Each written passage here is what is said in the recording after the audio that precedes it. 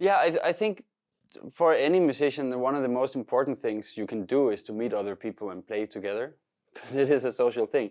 And it so happens to be that I think the improvised music sector in general is actually very good at preserving these meeting spots.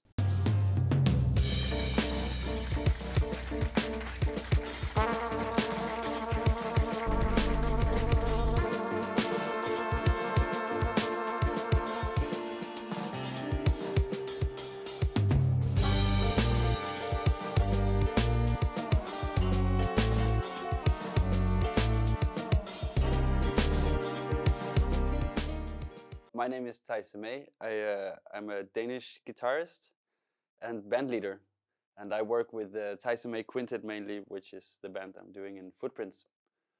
And I live in Amsterdam, where I also studied music.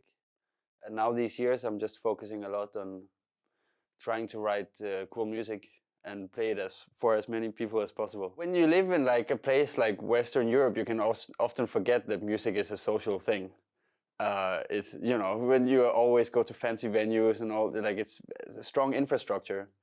But I feel like all my musical growth ever was just community based. I mean, it's always been people helping me to get better or mentoring me and help me push my music. And so I don't super subscribe to this like individualism, like I persevered through hard times. But I did, I guess, to an extent, always really just believe in that if I work hard on music, then it's gonna be fine. And for the last few years, that's what I've been doing and try to build community and make the best music I can. Yeah, I think for any musician, one of the most important things you can do is to meet other people and play together, because it is a social thing.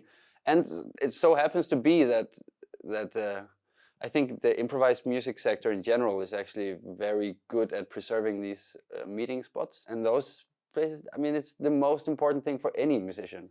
If you're an amateur or if you're a professional, or maybe you're a professional trying to avoid burning out, it's the most important thing to meet up in places, hang out with your friends and talk about music and play it. That's how it all started for most people. So it's also how you have to live your career, also as a professional. And I cherish that. In Amsterdam, for sure, there is a huge, very active scene of musicians supporting each other as well, which is one of the most important things. We have a good community where we're very honest to each other, and I think we're good at helping each other with whatever comes in the way and playing in each other's groups and stuff. But I think that exists in almost every city, and it's also something you have to build and nurture and care for, because it doesn't come always natural. It's like, you know, when you have your parents, like we all know that sometimes you have to give a little bit of warmth to receive it back or something. You know, you have to build something together with someone that is warm and caring.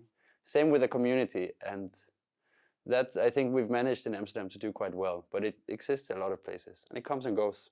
But, yeah. But it's a lot about how you make the place you are also. And the recent years I've been more I've had more courage to kind of explore and push into the European scene of music, which I think has been a really fun and giving journey for me. And so I feel like as my career slowly is able to reach more people and I can be more around, then I am like integrating into a bunch of different scenes, which I think is very cool. Plus there's amazing mentors everywhere in Europe that we kind of meet more and more, and then kind of integrate scenes. Like Kid Downs, for example, is an incredible musician, moved to Berlin, and he's starting now to be everywhere in the Dutch scene as well. Like Peter Eld is also, meet him often, you know. Like amazing musicians that are inspiring, that also kind of is just like a broad, they're everywhere in a way, you know.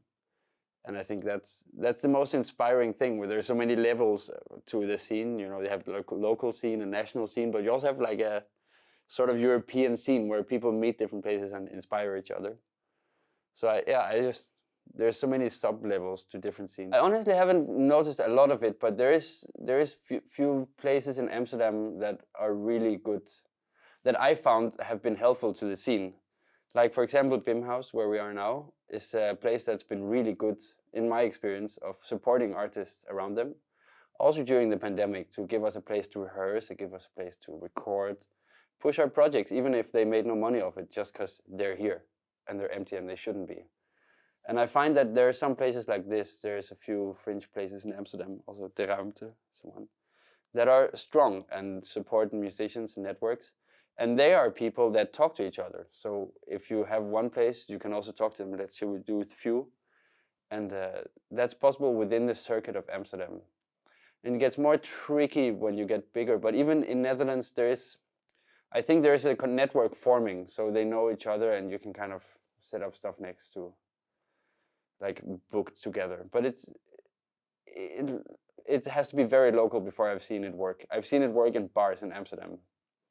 But any larger institutions that run on money and competition, I think, is just, by this system, are pitted against each other. So it's, as I see it now, I haven't experienced it a lot working, but for sure, like very small, very local within Amsterdam, I've experienced that it is helpful when people talk and help each other. Yeah, it's kind of like we also need to buy our vegetables locally, honestly, you know. So it's kind of like support your local musicians too. I mean, that's how I grow as a musician, but it's of course a huge hypocrisy because I want to travel and play my music for everybody.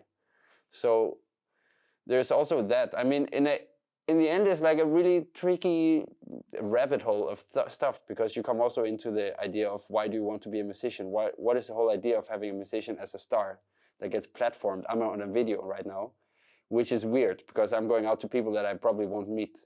So it's like it's all a little bit tricky, ideological, like footwork going on.